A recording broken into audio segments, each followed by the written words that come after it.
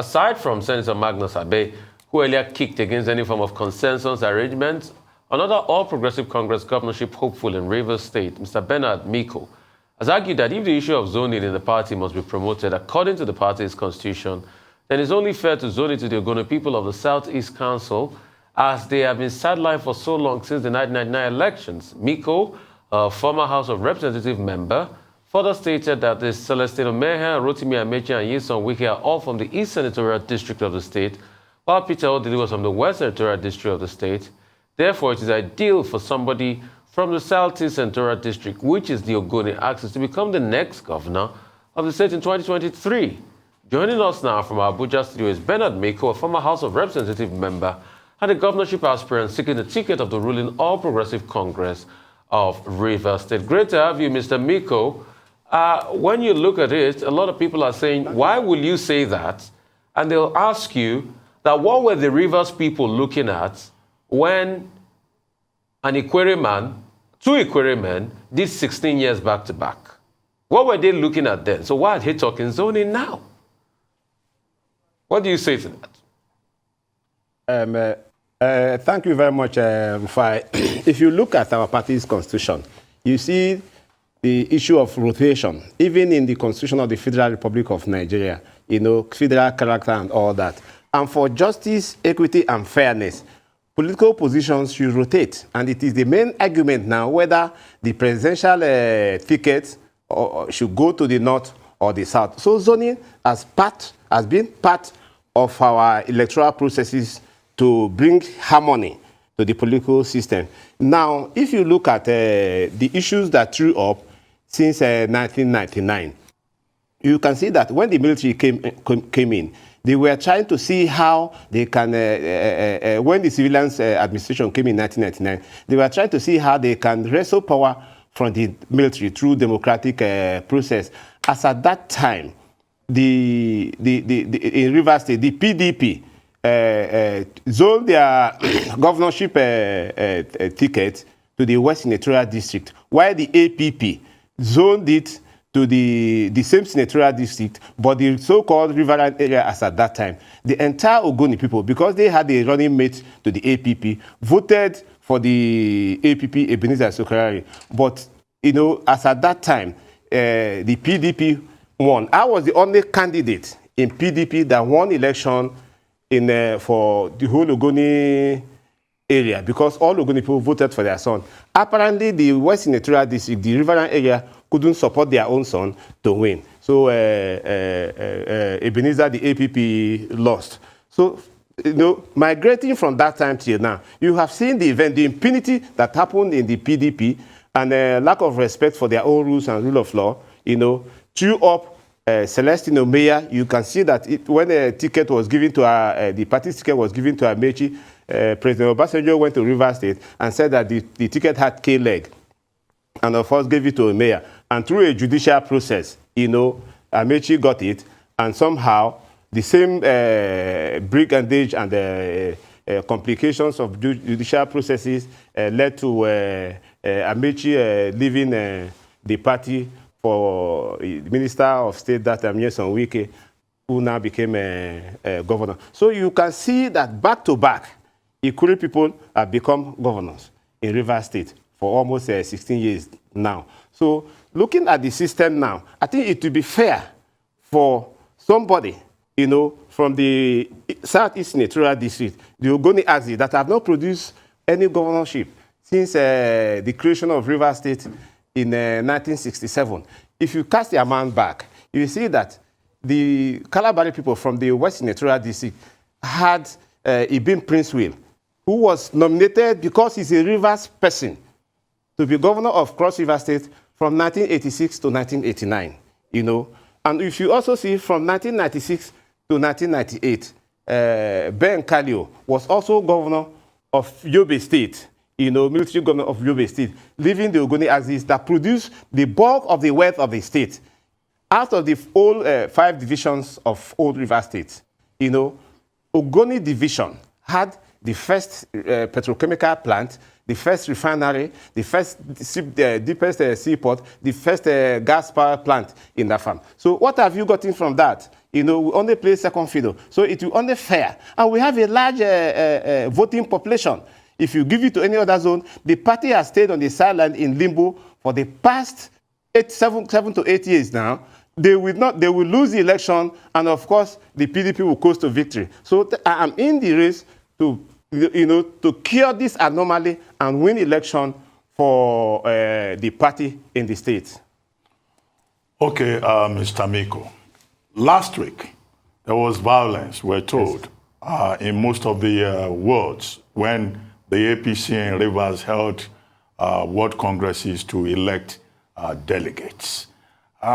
Is there any link between, the violence, the shootout, and these, questions you have raised about equity and fairness and justice? And then secondly, I would like to ask you, there's this, controversy about Tonyenko having been chosen as a consensus candidate by the leadership of the party. How did that come about? Are you part of that arrangement, that there is a consensus candidate that nobody can or should contest against during the party primary? Ruben, thank you very much. Let me start with one of the consensus arrangements which you are talking about. In the first place, you are aware that as at the time that gossip or mischief came to public domain in the social media, forms have not been sold. Forms have not been sold. And if you look at Section 84, particularly subsection 9, defines the modes of primaries. And that subsection 9 states categorically how a consensus can be arrived at. Before you can be part of any consensus arrangement, you must have purchased your form, screened, cleared, and you sit down among yourselves, to now determine whom among you are going to withdraw for. And you will go to the court, either before the commissioners or a notary public, to now swear to an affidavit that this is the person you are going to support, after which a special Congress will be convened to ratify that position. As at the 11th of April, when that information came about, forms have not been sold. I think what you can tell me that maybe a group of mischief makers or well-wishers came together to do an endorsement ahead of time, for a particular candidate. And let me also inform you that among those who signed that document, they have come out to say that it was an attendance list that they sat down and drew up. And you can also see that 4 of them, 3 other persons on that list have also taken form, which means that there was nothing like consensus. Consensus arrangement is a very legitimate legal process of selecting candidates. The one you are talking of is, of course, a joke. Now, let me also address the issue of the violence at the state Congress. I wasn't actually there because I was not part of the delegates, but the information I got, I was in Port Harcourt, was that members of a particular faction of the party, that bought forms, tried to get into the party secretariat so that they will be screened for House of Assembly elections, and they were denied. And of course, in trying to force their way, there was some police reaction. And of course, I understand when I was in the party secretary that they have all been screened and peace have returned to the party secretariat. Okay, so let's go back to this zoning arrangement. You've said a lot, and you've made a case for why Ogoni people should, an Ogoni candidate should emerge. But a lot of people argue with you and say, the Riverine people too can lay claim to that. You've said at some point, yeah, somebody was put in on their behalf, but they'll say it is their turn because the only chance they had at it, that was the last time around, was scuttled because of the infighting in the APC between Magnus Abe and Tonyenko. And they are saying that Tonyenko is the candidate of the Riverine area this time around. And they lay more claims, compared to the Ogoni people, that the Ogoni people can wait their turn. What do you say concerning some of these arguments they make? Rufai, you see, River State is littoral. That is, which means that there are rivers everywhere in the state.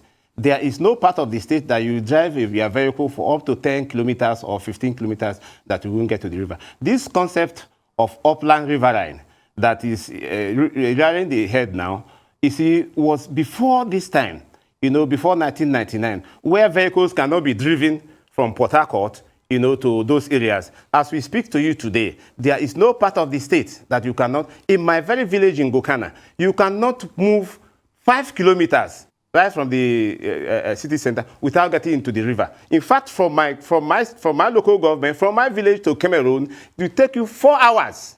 So before you travel from Port Harcourt to Lagos, you are in Cameroon. We have the Atlantic Ocean by our side, and of course all around. So this concept of upland riverine, in all the 3 senatorial districts, you have the upland, you have areas that you can drive vehicles to before, and areas that you need boats. Abonima, where these other candidates come from, you can drive motor from Emowa, from Ogbakri into Abonima. How many minutes? The only place today that you cannot conveniently drive vehicle to is Bonny Island. And the road is being constructed by Jito Julius Berger from Bonny, from Bodo in my place to Bonny. And of course, you can try to Anthony everywhere. As Rivers, there is nowhere that is not riverine, and there is nowhere that is not upland. So the issue of upland riverine, you see, why Magnus Abe went to court as at that time was because he thought he was unduly excluded from the system out of impunity. And of course, the parties were not following their own processes, just as we are watching now. So once a political party does not follow its own processes, of course, you saw what happened in the National Assembly to these statutory delegates. You see, when you want to skim people out, you skim yourself out. Okay, Mr. Mikko, you want, this time around, a governorship candidate on the platform of the APC to come from Ogoni land. I assume, of course, that you are Ogoni, right? Hello? Yes. I assume that you are Ogoni. Okay, so... Yes, I'm Ogoni. I'm Ogoni by tribe, but I'm a Rivers man. Okay. I want to win this election. I want to leave this election because the Rivers APC family have been in opposition for the past 7 years. And if we don't win this election, APC in Rivers State will be extinct.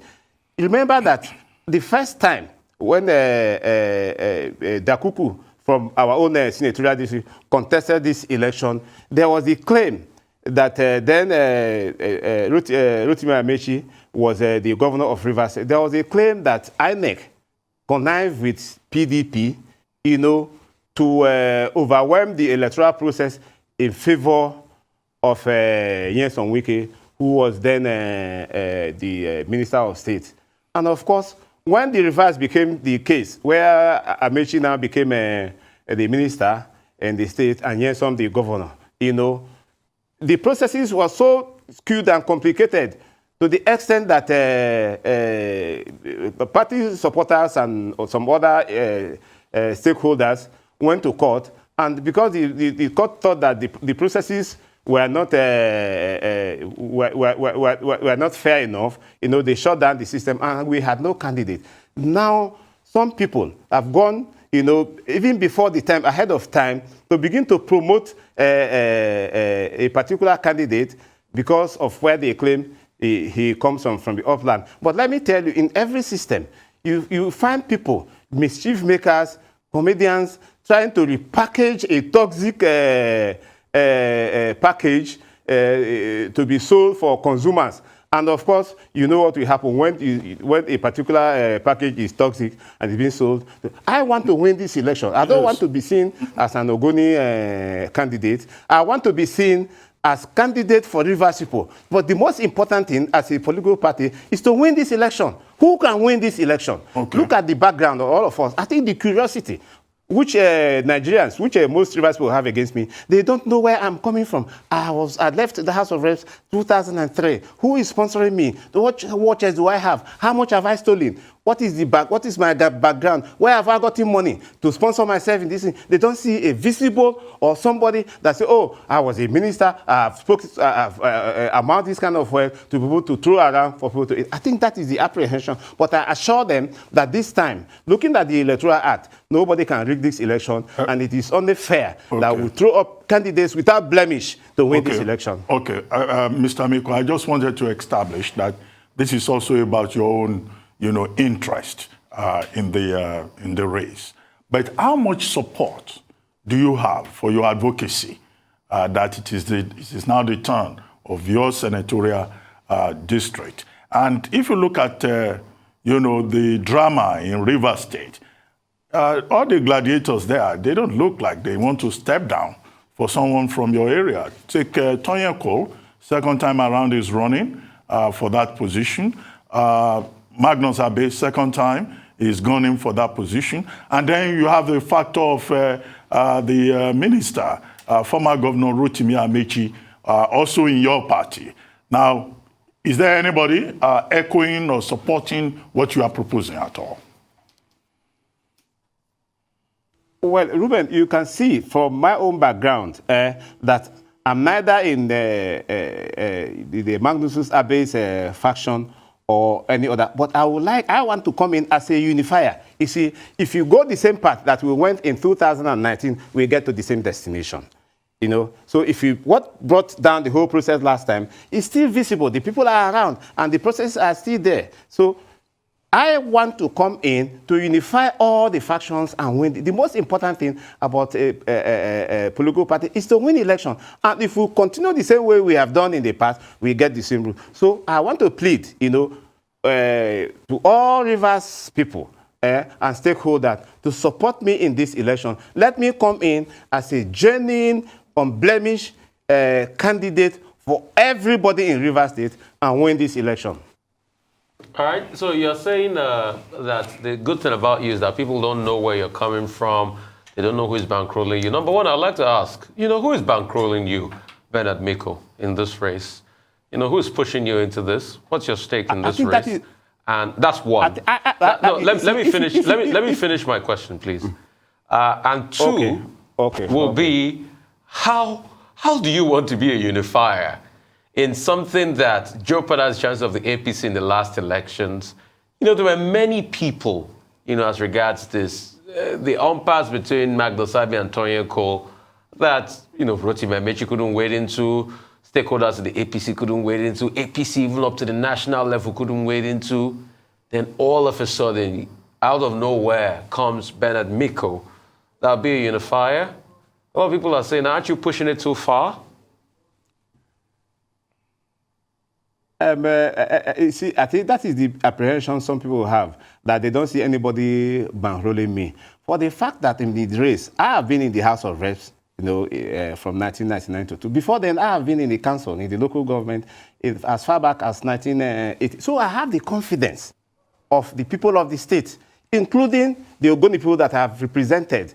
And they trust me. Why these people who seemingly worked together before, Senator Abe and Amaechi and various other factions that came up in the state, is because of mistrust, among themselves, I have no issue with any of them, and I'm sure that once I emerge, all the factions will shield their sword and support me.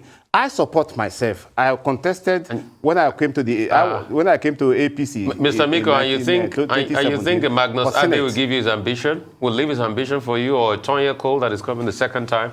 You think they'll just leave their ambitions and say, "Take it, Mr. Mikko, Bernard, go ahead and be the governor"? They want to win this election. You see, the apprehension of both parties, of both factions, is who will win.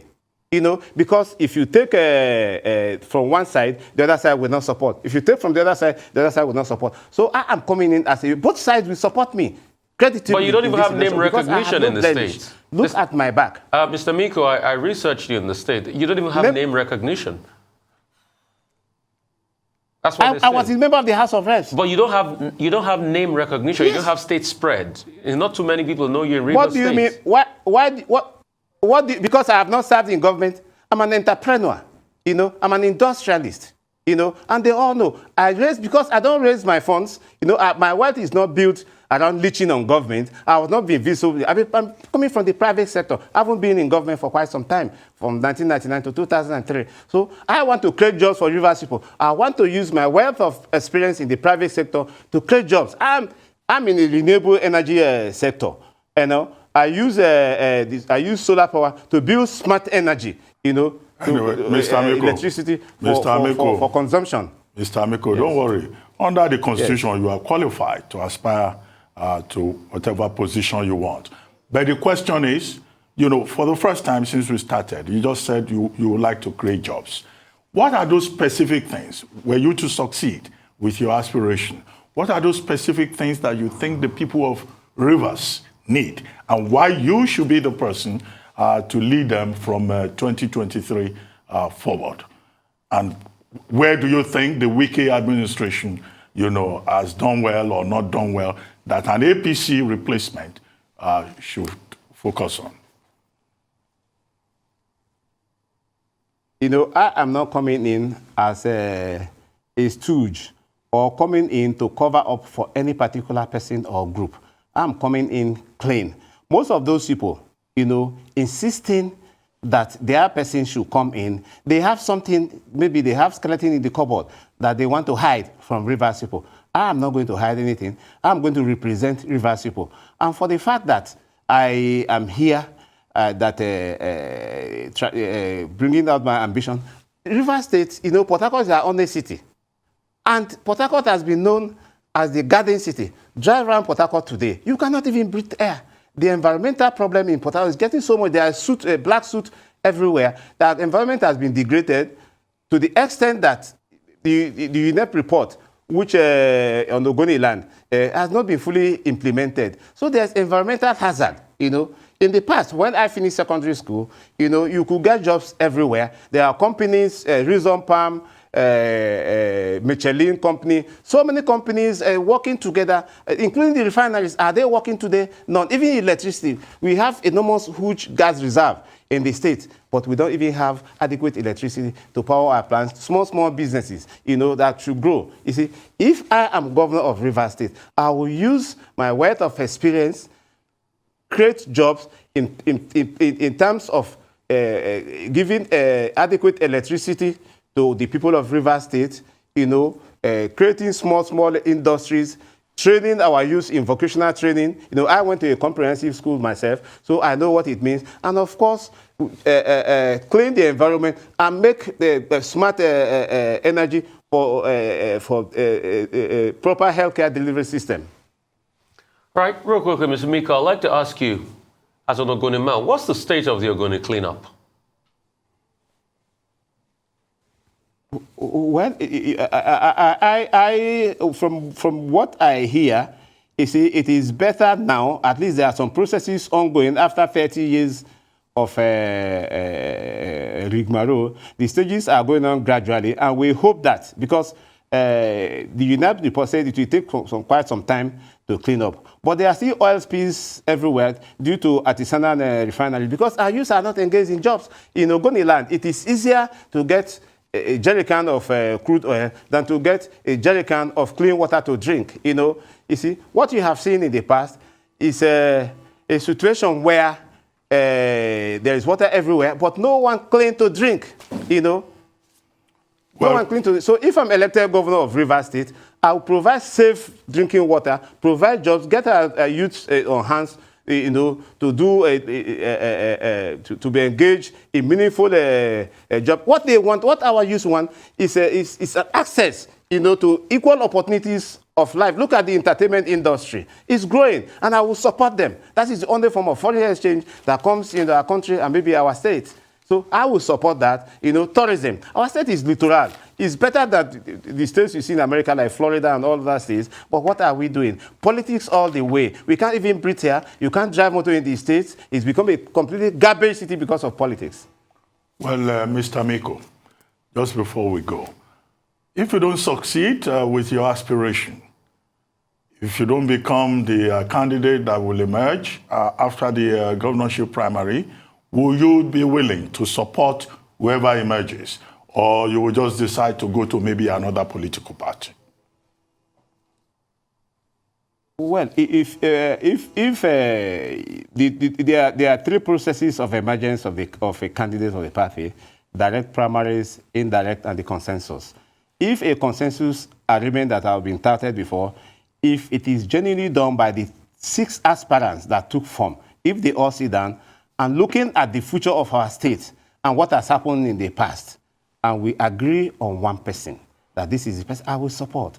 But once the process has been skewed to the extent that some people, have been excluded, or decisions are taken, like the mischief we saw before, that 19 persons who didn't take form, or some persons will now stay somewhere else and write name that this is the consensus. Of course, that will not be supported. You see the same dissension that has happened in the past. We will take the same route, we'll get to the same destination. So I can assure you that Rivers will now, they want to win this election, and they know who can win this election for them. Bernard Mikko is here to win this election for them. Well, thank you very much, Mr. Bernard Mikko. We wish you all the best. Thank you very much indeed.